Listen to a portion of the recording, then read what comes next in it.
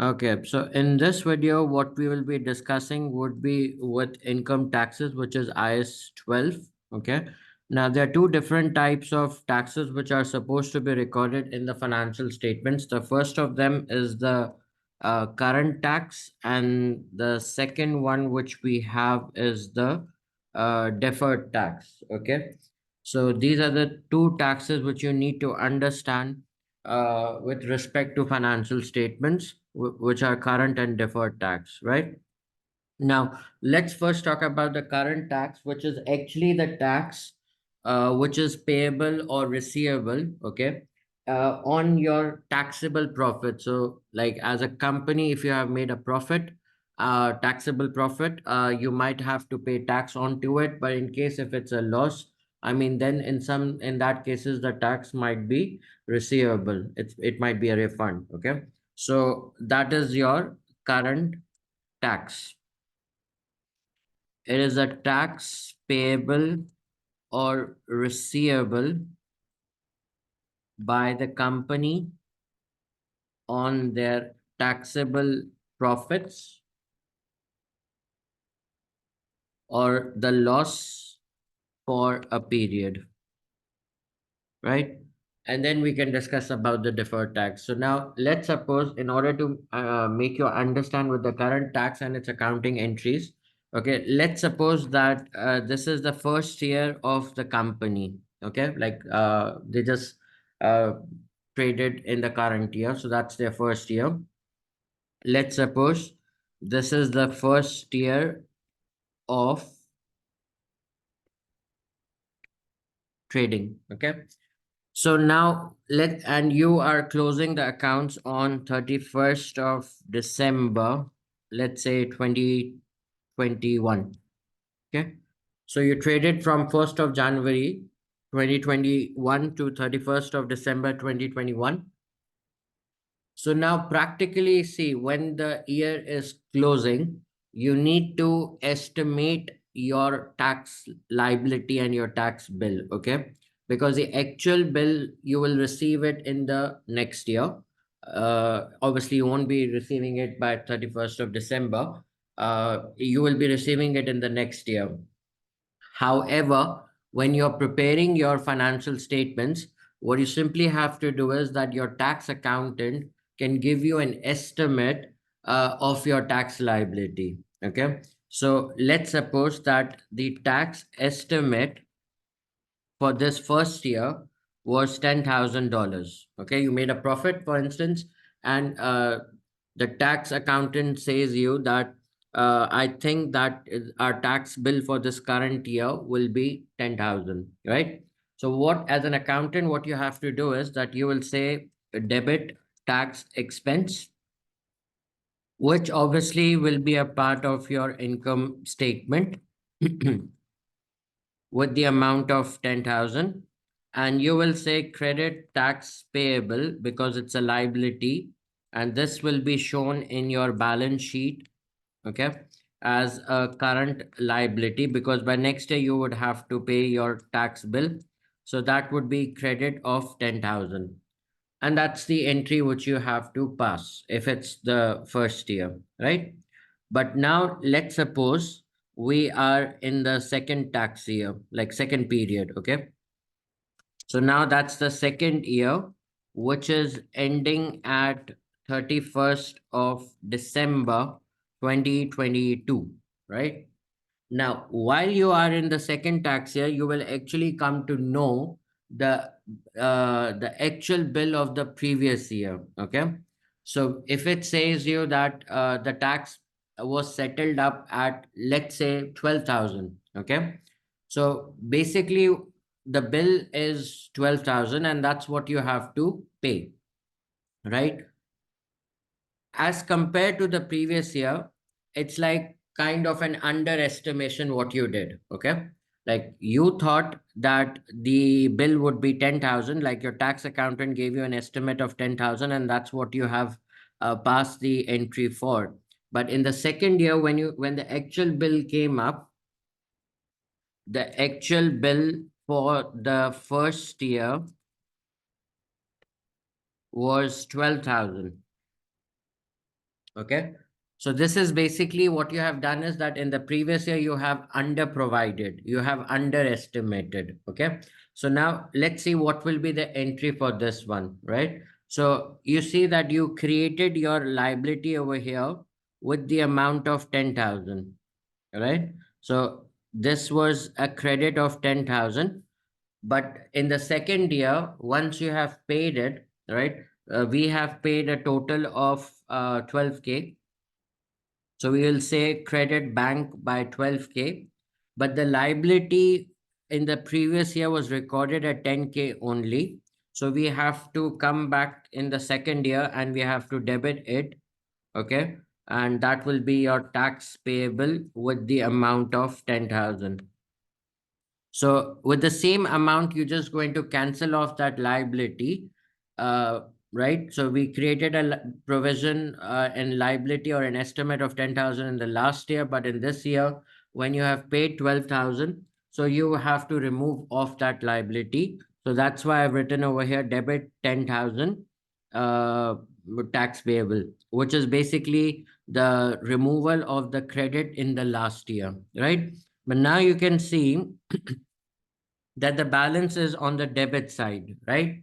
So this is considered to be as your under provision, okay, with the amount of 2,000. And this under provision will be basically recorded in the income statement as an increase in tax expense. We don't have to change the previous year accounts. What we will simply do is that we are going to change the current year. Okay. So we need to increase our expense by 2,000 because it's an under provision. In the trial balance in the exam questions, you're likely going to be finding the under provision balance on the debit side. So if the trial balance shows you a debit balance, it actually means that there have been an under provision, right? So in this year, you have to increase the tax expense by 2,000 in that case. Okay. So this entry, what I have done was to close my first year, right? And then for the second year itself, the tax accountant will again give you a tax estimate for the second year. Okay. So in the first year, we just, it was only the liability and the expense entry. There was no under and over provision because before that, you didn't do any business actually. But now in the second year, when you have a previous year, so first you need to close that year, okay, and creating an under or over provision. As in this case, there is an under provision. And then by the end of 31st of December, 2022, you are likely going to be adjusting for the second year. So let's suppose it was estimated by the tax accountant that the bill for the second year would be 16,000. So for this, what I'm going to simply do is I'm going to pass the normal entry, which was tax expense with the amount of 16,000, and credit will be tax payable with the amount of 16,000. So this expense will be a part of your income statement, and this tax payable will be a part of your balance sheet. Okay. So if you want to look up at the extracts for the second year, right? So in the income statement, what we have done is that we will take the current year tax expense estimate, which is at 16,000, right? And we will also see that whether there was an under provision or an over provision in the last year. As in this case, there has been an under provision over here.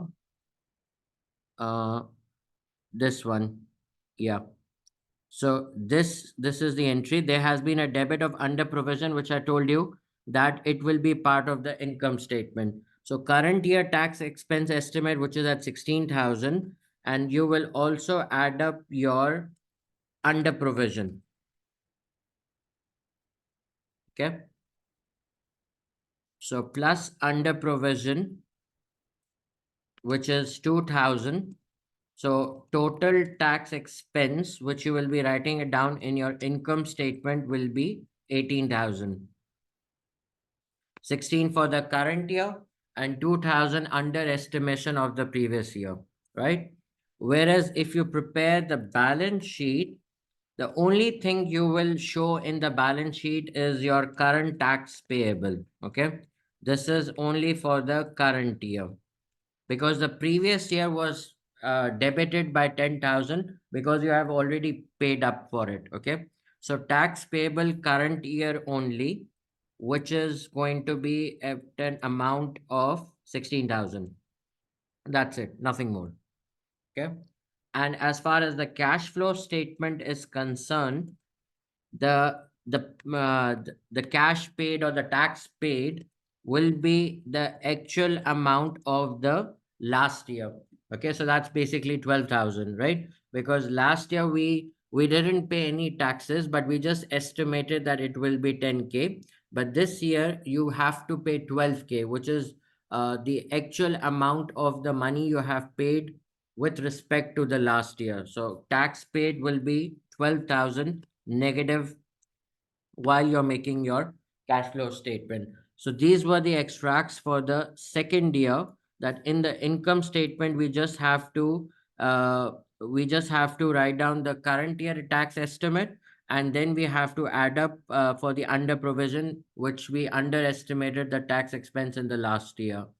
However, in the balance sheet, you are only going to be reflecting your current current year tax bill, which is estimated to be at 16K. Okay. And in the cash flow statement, it will be the tax paid 12,000 negative because it's a payment. And that's the actual bill of the previous year, right? So that summarizes up the maximum presentation what you have with regards to the income tax for the second year. I mean, the current tax, right? But then now let's talk about the third year. Okay. So in third year, I'm going to try to make an over provision. So in third year, right? Now we come to know the bill of the second year, right? We estimated that it will be 16,000, but the actual tax bill of the second year was only 14,000. But if you see in the last year, we estimated to be at 16,000, but for some reason now it is only that you was asked to settle it at 14K. Okay. So that's like basically last year we have kind of over provision. We have over provided. Okay. So now when you're clearing up the entry for the second year, because that's what you need to do in the third year during the year, once you receive the tax bill, you just have to simply debit the liability what you have recorded. Okay. So in the second year, we recorded a tax payable liability of 16,000. So I am actually going to debit that because now that's liability is done. I have paid it. But what I had to pay was only 14K. So I'm going to say bank credit with the amount of 14K, right? But you can see that there is a balance of 2,000 on the credit side, which is actually called as a over provision. Okay. So we will say credit over provision. So that's 2,000. Now this 2,000 will be recorded in the income statement again. Okay. This tax payable just finishes off or eliminates the liability which you had at the start of the year from brought forward from the second year. But the payment is of 14,000, which will be recorded in your cash flow statement. I already told you that in the cash flow statement, the the payment which you do is basically of the last year actual bill. Okay, so that's 14,000, and there is an over provision of 2,000. So this entry finishes off the adjustment for the second year, but you're doing it in the third year as soon as you get the bill, right? But the tax accountant estimates 19,000 as the current tax bill, okay, for the third year. So this year we have more profit, so we are expecting more taxes actually. So we will say again the same normal basic entry, that we will say debit tax expense with the amount of 19,000. Okay. And we will say credit tax liability, which will be also at a valuation of 19,000. So this entry, if you see, is basically like an adjustment for the second year. Okay. And then for the for the current year, you have to again estimate your tax bill.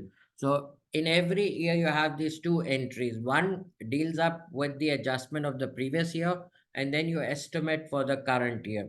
Only in the first year, when you just started the business, you had no previous year, so it didn't account for any previous year adjustment.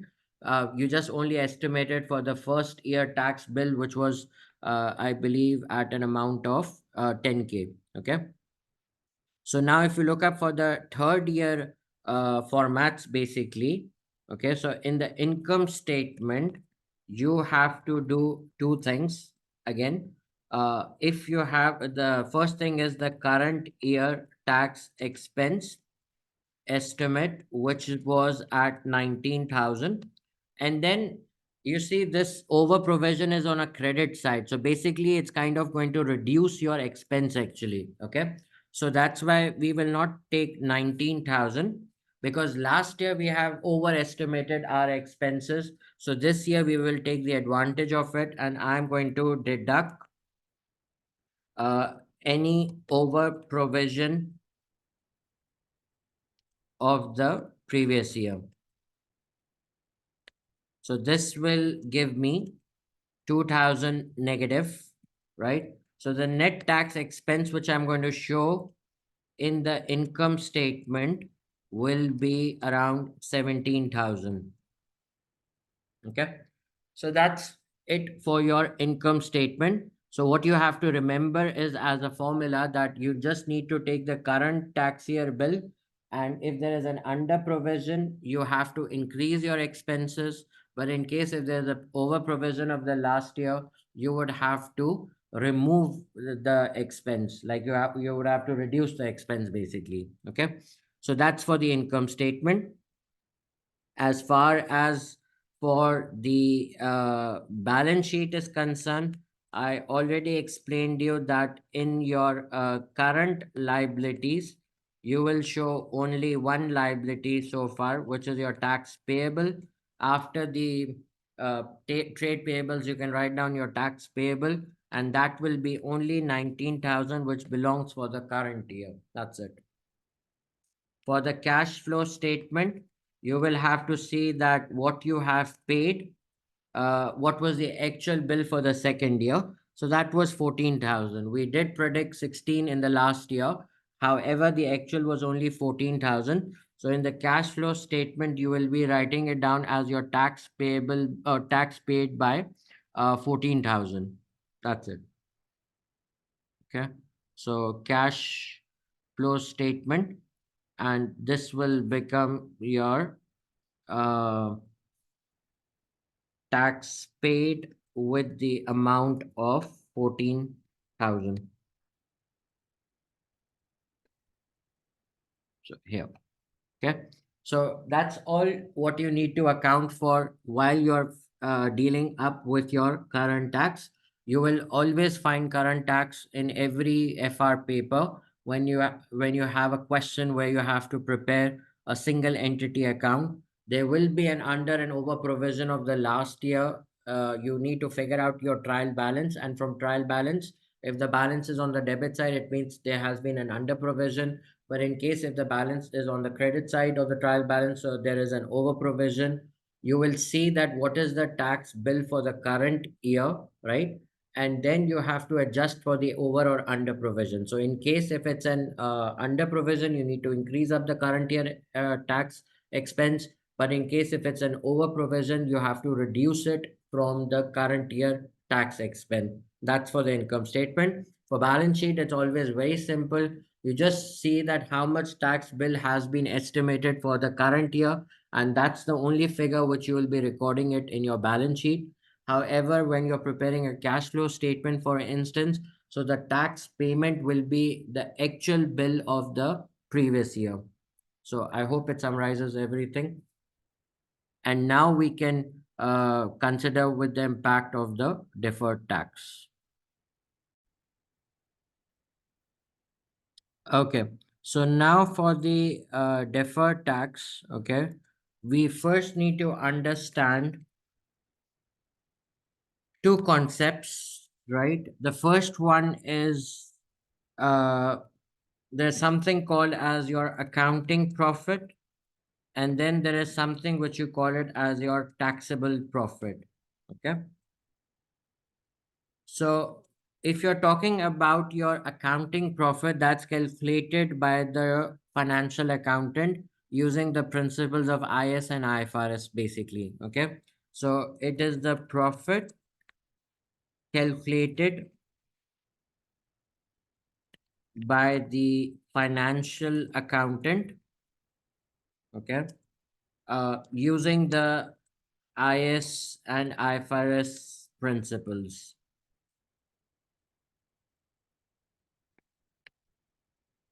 right? But when you talk about taxable profit, that's going to be something different. That's based on your tax rules, okay, known by the tax accountant. So in every country, you have different tax rules. So the profit which the tax accountants are calculating is different. You need to understand that the accounting profit is not the profit on which the government charges taxes on you, right? They will calculate a separate profit which is called as a taxable profit, and on that profit the government charges taxes on the companies, okay, because the accounting profits can be manipulated, and based on the company's requirements they can manipulate the profits and adjust the tax bill accordingly. So in order to avoid that illegal and unethical practices, the tax rules of every country are quite different. More or less they're same, but obviously you will find differences in different jurisdictions. But the bottom line is that the tax amount, which, as I explained you in the current tax also, that the tax estimate was not based on the accounting profits, it was based on the taxable profits actually. Okay. So it is the profit, you can say, calculated by the tax accountants using the tax rules of that jurisdiction. Okay. So there could be a difference, and there will be a difference between the profits which the accountants, the financial accountants, are calculating, and then there will also be a difference in the profits which the tax people are considering. So these profits will not be same; they would be different, right? And the difference between these two profits can be explained for two reasons. The first reason is there can be some permanent differences. When you say permanent differences, for example, this means that in that case, the profits will always remain different, okay? Because let's suppose some types of expenditures, like let's say fines, for example, as an accountant, you will always consider it to be as an expense. But in the eyes of tax people, fine is not an expense, it's actually a legal obligation that you have to pay.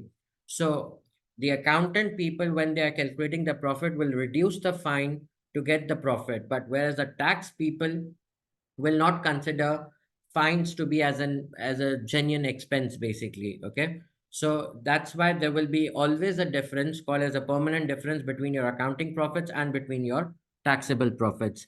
So permanent differences, for example, can be your fines or entertainment expenditure, for example.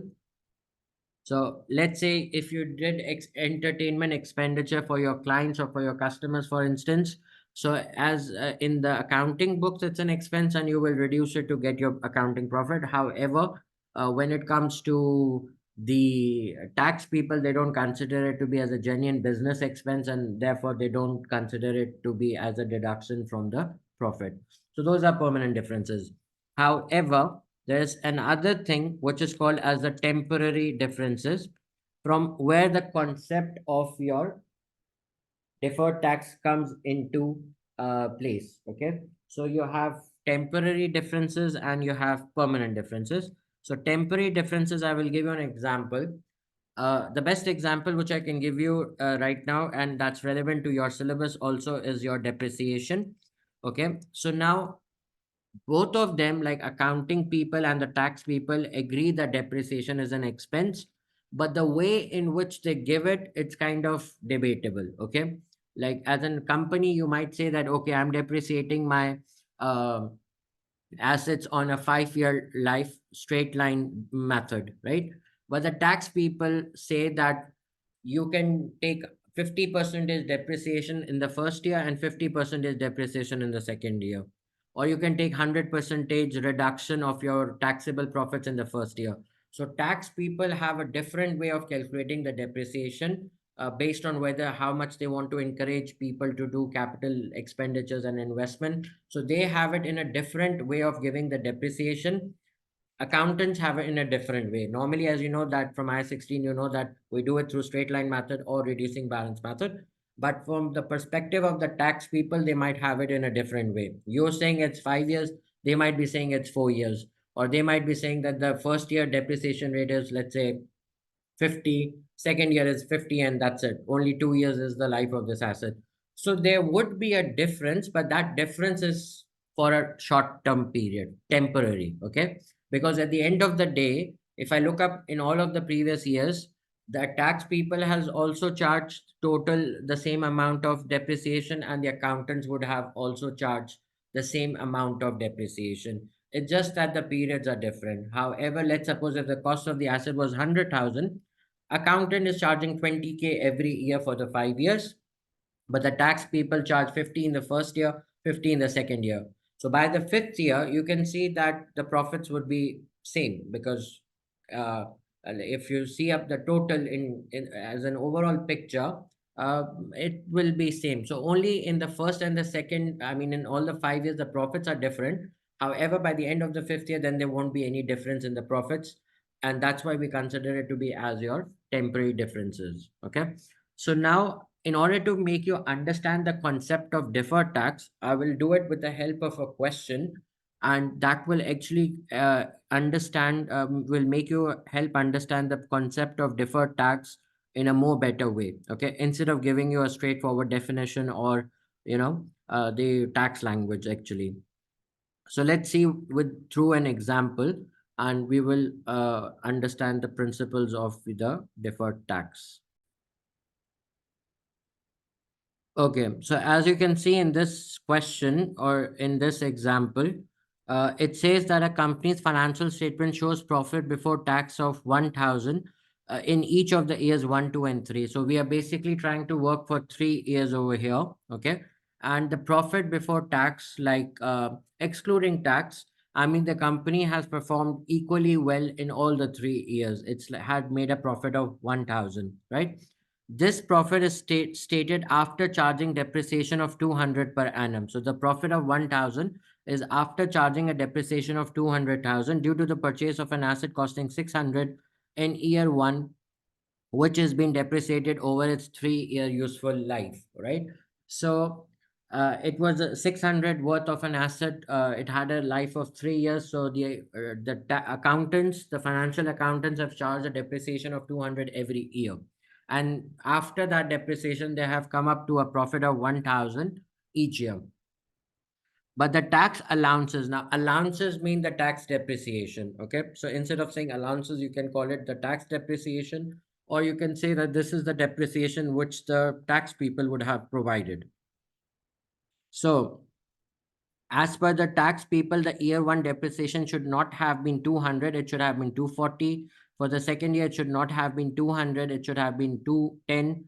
And in the year three, it shouldn't have been 200, it should have been 150. However, the accountants have also charged a depreciation of 600. 200 times 3, you get 600. If you add up all of these three, 240 plus 210, that's 450, and then 150, that's also 600. So this is actually a temporary differences in the profits due to which the deferred tax concept comes up. Okay, and we will see that if what will be the effect if I don't record the deferred tax or if I do record it. Okay, So you will understand it once we complete this example.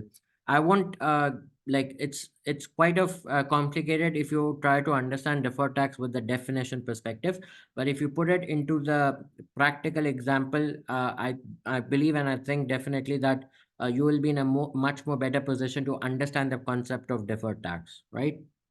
Okay, so income tax is calculated at 30% of taxable profits. Apart from the above depreciation and tax allowances, there are no other differences between the accounting and taxable profit. So that's the only one temporary difference over here, which we need to consider.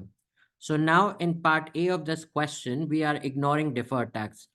Let's see that if we ignore deferred tax, that then what are financial statements telling, and if we take deferred tax into consideration, then what benefit we will get. Okay, so accounting for deferred tax prepares statement of P&L for the each of the years 1, 2, and 3. So part A is without the deferred tax, and then part B is with deferred tax. So that will actually help you understand the benefit or the advantage of recording the deferred tax and why is it existing, right? Okay, so now see, we'll do it without the deferred tax first. So I'm just going to kind of make up a table over here. Okay, so let's take it like this. Right. So this is your year one. Okay. This is your year two. And this is my year three. Okay. So that's what I'm doing over here is I'm preparing my income statement. Right? So profit before tax is 1,000 to be constant in all the 3 years. So that's 1,000 over here, 1,000 over here, and 1,000 over here. Okay. I just explained you that the tax what we will calculate is not based on the accounting profits.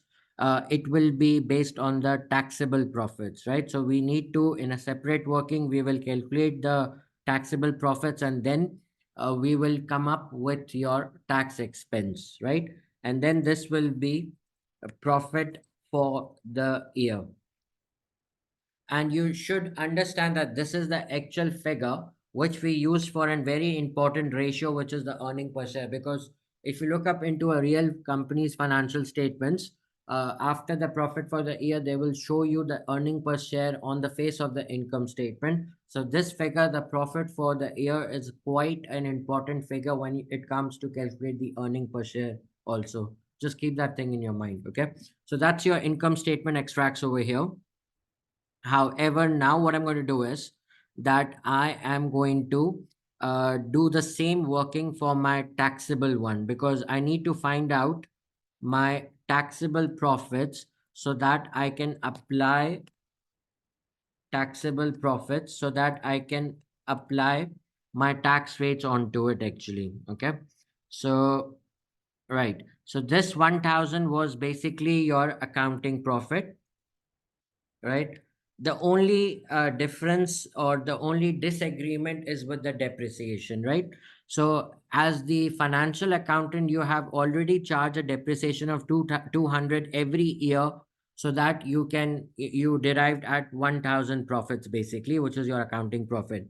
But the tax people say that, sorry, we don't agree with that 200. Okay, so what we are going to do is that we are going to increase our profits, because when you don't agree with an expense, if you reduce the expense, your profits will increase, right? So the accounting depreciation, what has been recorded by the accountants, the tax people don't consider it to be as the relevant figure. So what they are trying to do is they are trying to increase the profits by 200 every year, because as a tax accountant, I don't agree with that expense. So that's why if I remove the expense, my profits, the accounting profits will increase by 200 every year. Okay. However, the tax depreciation what I need to charge, I mean, as in terms of the tax accountant needs to charge, is basically given to you in the question, which is 240, 210, and 150, right? So they are saying that the depreciation which you should charge in the first year should be 240. So 240 for the first year, okay, then 210 for the next year, and then the depreciation for the last year, the tax depreciation or the tax allowances or the capital allowances for the third year is 150. So this gives me, after this adjustment, what I get is basically my taxable profits, okay, on which the tax rates can be applicable. So 1000 plus 200 minus 240, you will get a expense over here of 960, right? Then this will become 990, right? And this will become 1050. Okay, so these are the taxable profits. You can ignore that there was any under and over provision right now, right? So we estimated the actual thing. Anyway, so here you go down and you can apply the tax rate and you will get the tax rate at 30 percentage. So in this case, if you apply 960 by 30 percentage, you get 288. Okay, so that's 288 over here. For the next year, you get 990 into 30, you get 237,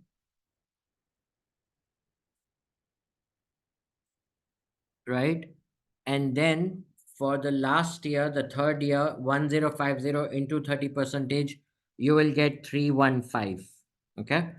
So that's our tax expense for the year one, year two, and year three. So if I reduce my tax expenses over here, which is 288 and then 237, and then lastly, it is going to be 315. Okay. So this tax, what I'm recording right now is only the current tax and I'm not recording any deferred tax, right? So what's happening to the profit is you can see that the profit has fluctuated, right? Technically, when the PBT was same, the profit for the year should also be same. The earning per share should also be same because as an investor, to judge the profitability of the company, you will be looking up at the earning per share, okay? But in this way, if we don't record the deferred tax, you can see that the profits are quite different. Whereas the company's operation in all the 3 years was exactly the same. They made a profit of 1000. So why is it that the profit after tax is coming up in a different way? That's just because you didn't record the deferred tax. So once when I record the deferred tax, you will see that the way of performance, how it was before tax, will exactly be the same way how is it after the tax.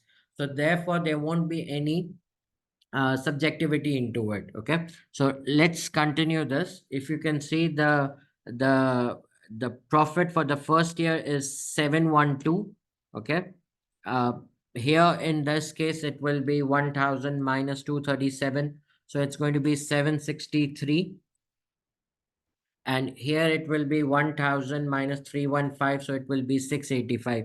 So you can understand that you kind of overstated your profits in the first and the second year, but then it went down actually. So this is not, this is the disadvantage of not recording the deferred tax. Okay, so now that was part A of this question, which says that ignoring deferred tax, prepare the statement of P&L extracts for each of the years 1, 2, and 3. So this is the extracts for the income statement for year 1, 2, and 3, where we didn't recorded the deferred tax. And I already explained you that it's not the answers or the profits what we should have expected, right? Because if the operations have been constant, the question tells you that assuming that the profit before tax was 1000 in the years 1, 2, and 3, which actually means that the performance of the company in all those 3 years was exactly the same. So why is it not the profit for the year is exactly the same? And obviously the earning per share will also be affected out in that case, right? So what we do is now we kind of calculate something called as the deferred tax. Okay, so for the deferred tax, now I'm going to explain you one more concept which will uh, further elaborate this concept and help you understand. So now you see we have something called as the carrying value of the asset, right? That's the value of the asset as per the accountants in the financial statements. value of the asset as per the financial accountants, right? But then you have the second thing, which is called as a tax base. Now, what is a tax base? Tax base is something, the value of that same asset as per the tax people then, okay? So it is the value of the asset as per the tax accountants, right? So we just had that one adjustment, that 600 worth of asset. Okay. So you see that at the end of year one, okay, the carrying value of the asset in the financial statement was 400, because 600 was the cost of it. We charge a depreciation of 200. So therefore, the carrying value of the asset in the books was at 400. Okay. Whereas if you talk about the tax base of this asset, that's the value of the asset as per the tax accountants, right? So it was 600, but in the first year, you can see that they charge a depreciation of 240. So for them, the value of this asset was 600 net of 240. So 240, if I subtract, I get 360. So as per them, the value of this asset is not 400. The value of this asset is 360. Okay. So basically, the difference is actually called as temporary difference, right? But you see that what we have done in the financial statement is we have overstated our assets in comparison to what the tax people believe that this is the value of the asset. So the value of the asset as per the tax accountant is only 360, but what we are recording is that we are doing it at 400. Okay, so if you look up at this case, right? Wait, yeah. So 1 second, I don't need these many. Okay, yeah, right. So if you see with this one, the carrying value of the asset is greater than the tax base. Okay. So it means that the asset, as per the tax rules, are overstated in the financial statements. Right. Now, if you look up at year two, okay. So for us now, the carrying value of this asset will be 200. How did I get this 200? That's the 600 cost of the asset, and the accumulated depreciation on this will be 400. As for the tax base, it's going to be 600 minus 240 and then 210. So that's 450 now. So here it's 150. But by the year three, because it was an temporary difference, so now the value of this asset is zero in my books, and the value of the asset in the tax base will also be zero.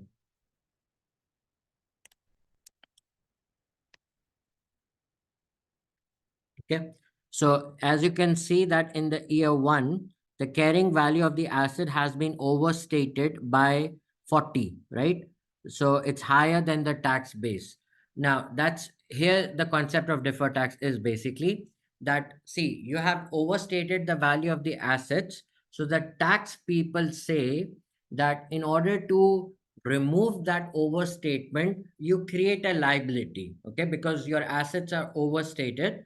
So in order to remove the at least the tax impact, like the tax people are not saying you to reduce your value of your assets from 400 to 360, but what they are trying to tell you is that at least remove the tax impact from there. Okay. So if the asset is overstated by 400, you need to create a liability, right? Which we call it as the deferred tax liability.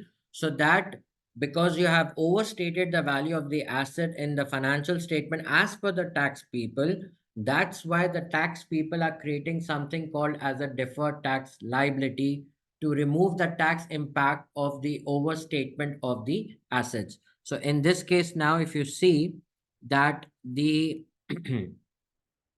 the temporary difference is basically 40. Okay. So, and as I told you that the carrying value is higher, then this will create something called as your deferred tax liability. So I'm going to take the differences, multiply by the tax rate, which was 30, and I'm going to create here a deferred tax liability of 12. Okay.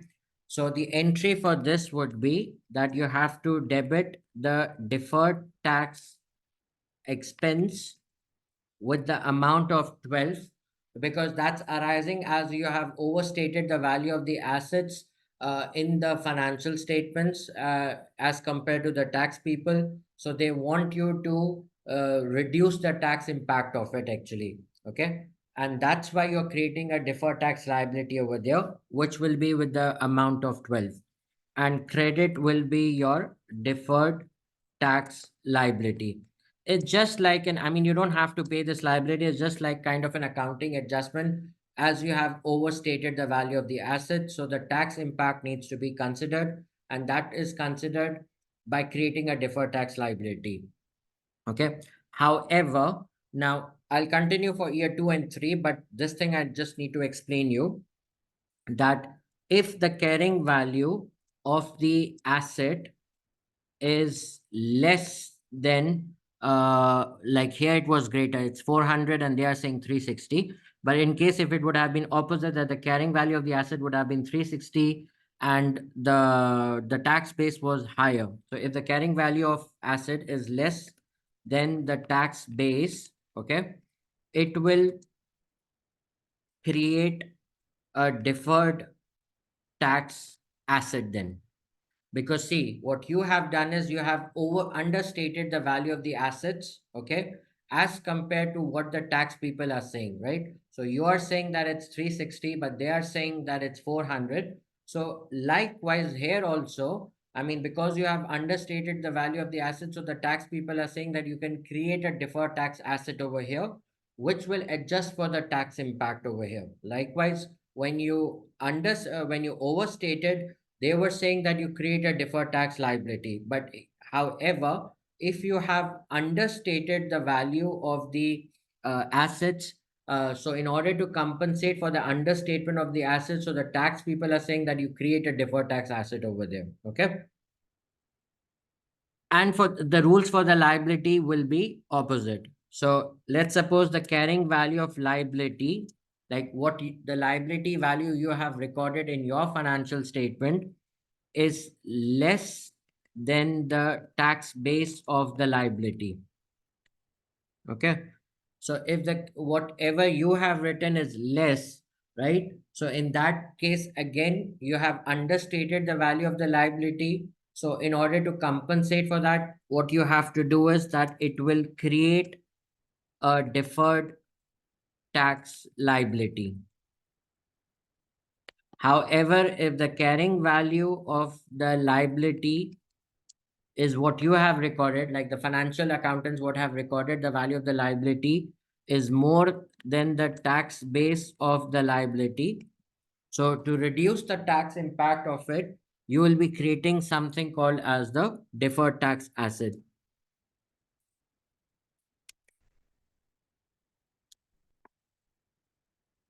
It will create a deferred tax asset. Okay.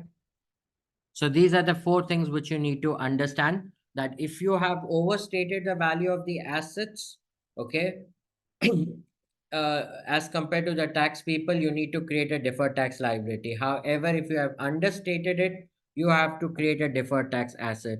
If the value of the liability as per your financial record is greater than what it is, so in that case, you create a deferred tax asset because you have overstated the value of the liability and in the eyes of tax people.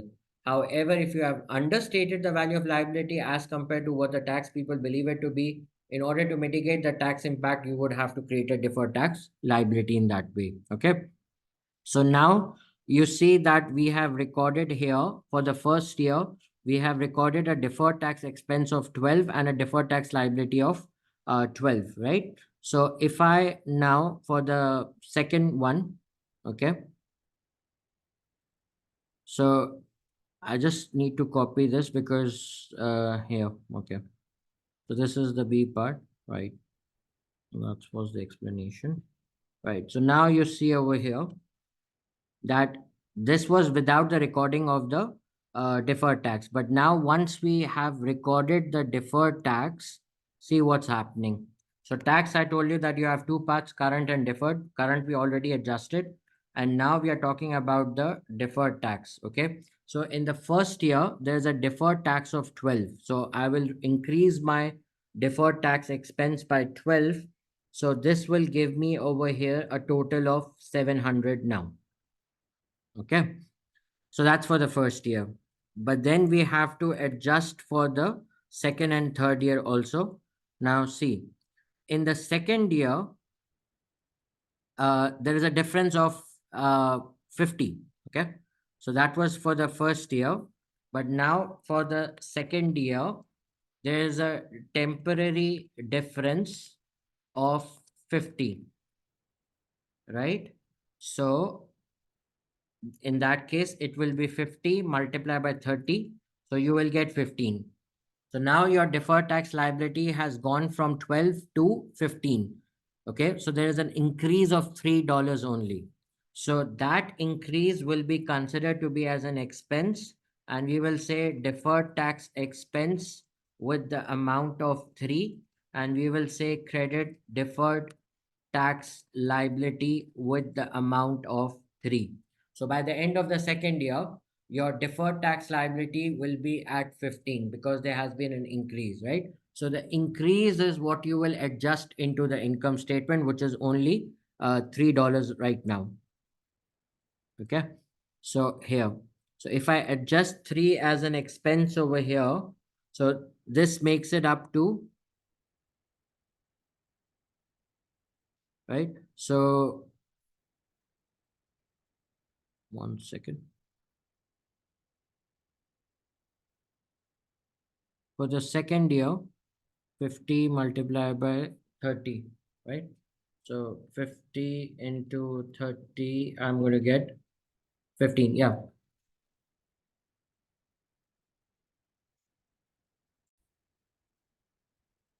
Okay. So basically here, what I, by mistake, it's 990 into 297, because if I apply 30 percentage, it will become 297. So here it should have been 297. Okay. And this would be 1000 minus 297. So you get 703. Yeah. Okay. So, anyways, coming back again to this, you can see it's going to be 297. That was the current tax. But then there is a deferred tax of 3. So this will also make it up to 700 actually. Okay.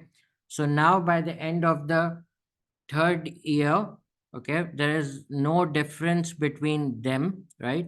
So now the differences have gone to 0. That's for the third year. The temporary difference is now 0. Okay, so now if you can see that the temporary difference is now 0, I mean, it's all balanced. Okay, so 0 into 30 percentage, obviously you will get 0, right? So in this case, now the entry would be a reversal. Okay, so now we don't have any deferred tax liability. So deferred tax liability will be it's 0, so it went from 15 to 0. So it has reduced by 15 now. So I'm going to debit the deferred tax liability by 15, and I'm going to credit the deferred tax expense by 15. Okay. So Right. That's the removal or the decrease in the deferred tax liability. So if there is a decrease in the deferred tax liability, we have to treat it as an income. So I won't be writing it down as a negative. I would be writing it down as a positive. Okay. So 1000 minus 315, right? So you get 685, but then you add up 15 of the deferred tax, so you will get 700 back again. So in this case, now once we have recorded the deferred tax, you can see that the profits are exactly 700 as how it was as the PBT. So because of the tax, so because of the tax, your profits are not getting manipulated or different, and that's exactly how you're representing the true performance of the company. Based on this, the earning per share will also be constant for all the years, and that's how the shareholders or the investors would be judging the performance of the company in a fair way. Okay. So now just to sum it up, right, we have here. So as far as the income statement is concerned, you have to show your current tax expense, right? Plus, if there is an under provision, if there is a over provision, you need to subtract it, okay? And likewise, if there is increase in deferred tax thing, okay? If the deferred tax liability is increasing, in that case, you have to add it up as an expense. However, if there is a reduction in the deferred tax liability from the start towards the end, that's you're going to treat it as an income or reduction of your expense. The normal case, what you will get in your FR syllabus would be of a deferred tax liability, and the only example what they have given you is basically on arising on the depreciation. There are many different examples due to which the deferred tax might arise, but what's there in your financial reporting syllabus is based on two things. The first one is the depreciation, which we have covered, and then we have revaluation, which after this I will let you know. However, revaluation has nothing to do with the income statement. So for the income statement, if there is the current you have to take the current tax year estimate, current tax expense, current year tax expense, plus or minus the under and the over provision, and likewise you also have to plus or minus the increase or decrease in the deferred tax liability. Okay, so that will give you the total tax expense to be recorded in the income statement, right? But then in balance sheet, now we have two things. First, you will be recording something in your non-current liability, which is your deferred tax liability, the closing balance. Okay, closing balance at the end of the year, which was, let's say in the first year it was 12, in the second year it was 15, and likewise in the third year it was 0. So that's going to be recorded as your non-current liability. But in the current liability, it will be the income tax expense of the current year only. Okay. So that's in the balance sheet. For cash flow statement, it's exactly the same. Deferred tax has no cash impact basically. So it's just like an accounting adjustment you're doing to make sure that the assets and liabilities are not under and overstated in terms of the tax perspective. Okay. So cash flow statement will be only the tax paid in the current year, which is the actual tax bill of the previous year.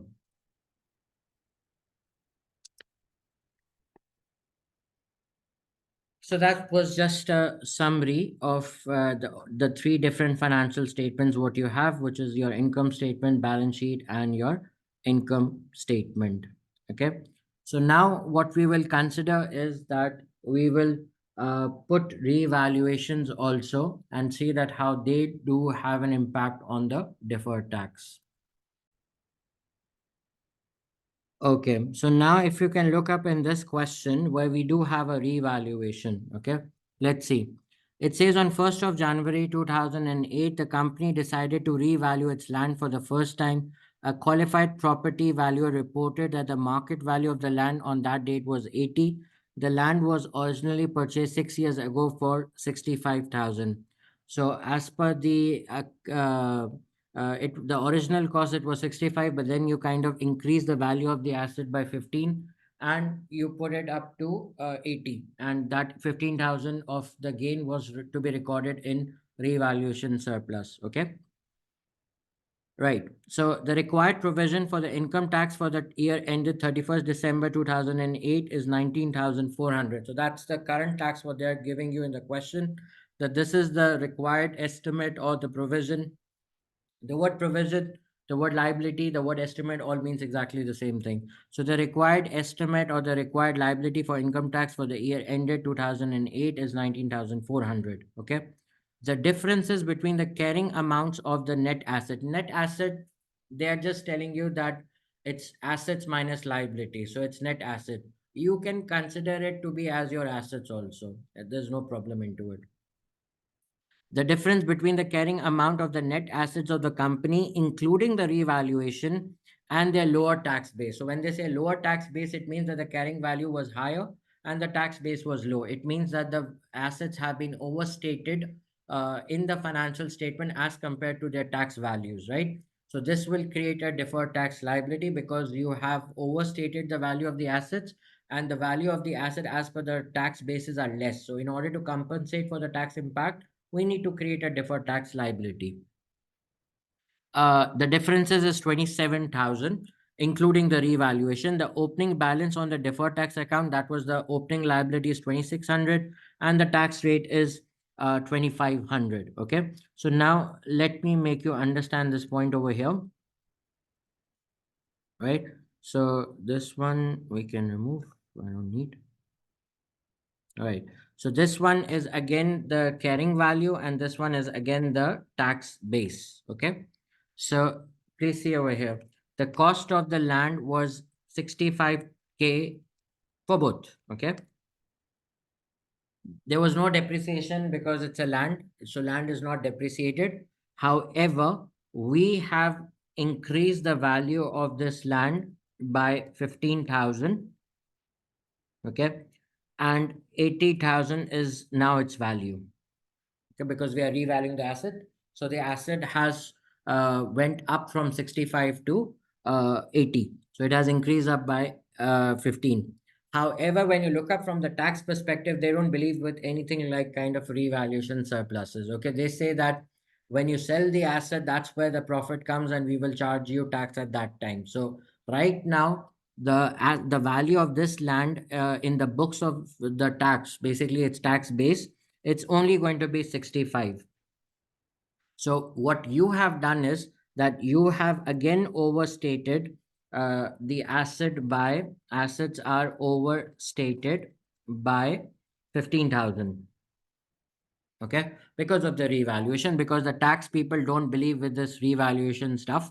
They say that we will only be charging tax when the asset is being sold. So still now you have no income actually. Okay. So assets are overstated by 15,000. Now, because of the fact that this 15,000 revaluation gain is recorded in the OCI, so the related impact of this will also be recorded in the OCI. So some part of the deferred tax will be recorded in the income statement, and the other part will be recorded in the OCI, which is thus 15,000. Okay. So you see, the total 27,000 was the differences.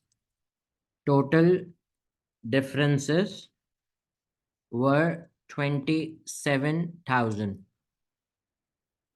Okay, which actually includes this 15,000, right? So multiply by 25%, which is the tax rate given to you in the question. So 27,000 into 25%, I get 6,750, right? So my deferred tax liability has gone from 2,600 to 6,750.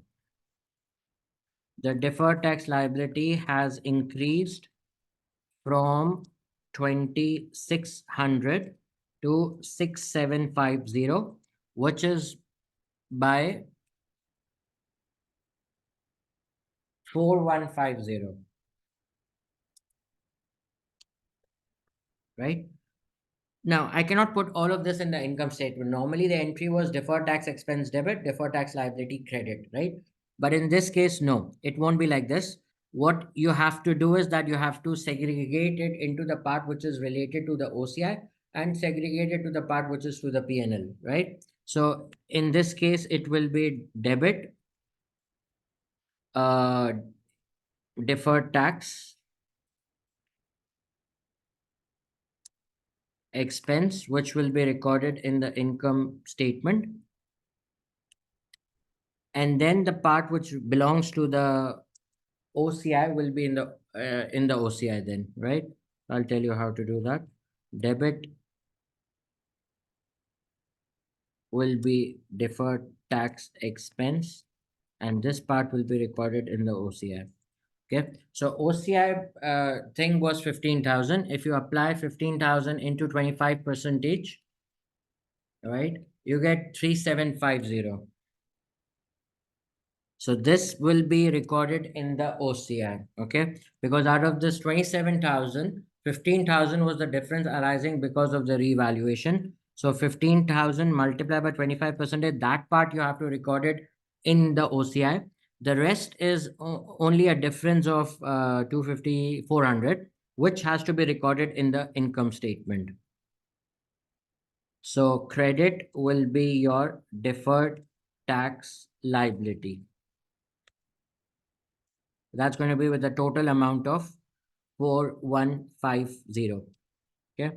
So as far as your income statement is concerned, your tax expense would be the current year, which is 19,400. Okay.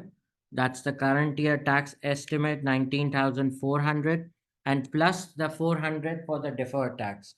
Because out of, as I explained you, that out of 4150, 3750 belongs to the OCI part, because the difference, the temporary difference came on the revaluation part, right? So we won't record that in the OCI, because it's not like you're matching it correctly then, because if the 15,000 gain is recording in the OCI, then the deferred tax impact will also be recorded in the OCI.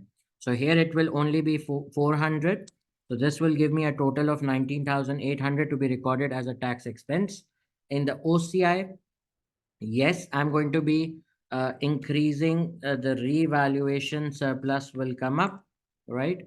But this will be, you increase the value of the asset by 15,000, but then you also have to reduce it because of the tax impact, which is 3750. So the net impact in the OCI will be 15,000 minus 3750. So that will come up to 11,250. That's the net balance to be recorded in the OCI in the revaluation surplus. Okay. And as far as the balance sheet is concerned, you would have to do two things. In the balance sheet, you have to write down your non-current liability, which is your deferred tax, and that's going to be your closing balance, right? So which is 6750. Okay, because by the end of the year, there were total differences of 27,000, and you have to create a liability at 25%, so that's 6750. And in the current liabilities, you will write down your tax payable. Okay, and that's also going to be with the amount of the current year tax provision, which is 19,400. So these were the extracts what you were supposed to make it as far as this transaction is concerned.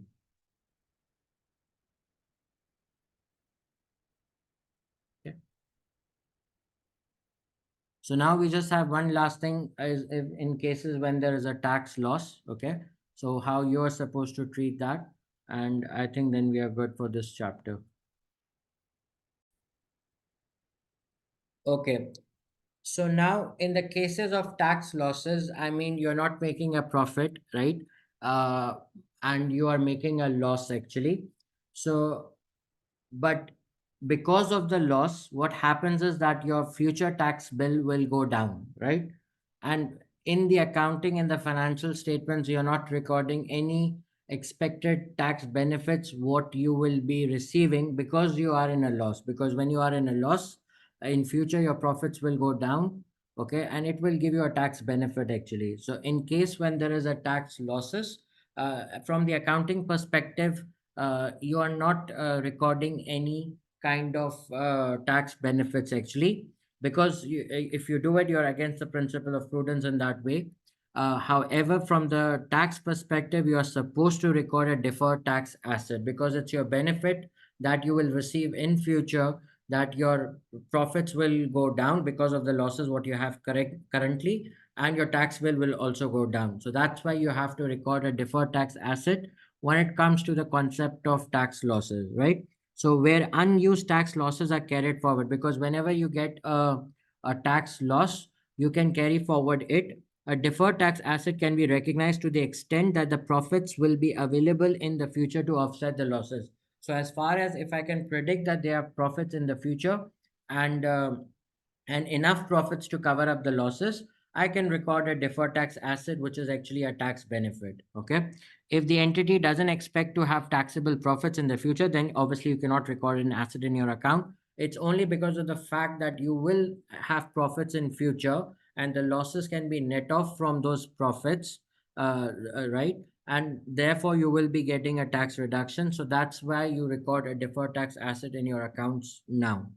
If, however, the entity is a part of a group and may surrender tax losses. So, in case if you don't expect your future to be bright and you cannot carry forward, you can transfer those losses to any of your group companies, and in that case a deferred tax asset will be recognized in the consolidated financial statements. Okay, how you will record that deferred tax asset is basically the losses what you expect to be net off from the profits multiplied by whatever the tax rate is. So in that case you will get a debit deferred tax asset, and credit will be your tax expense. Okay, so I can write down that entry for you.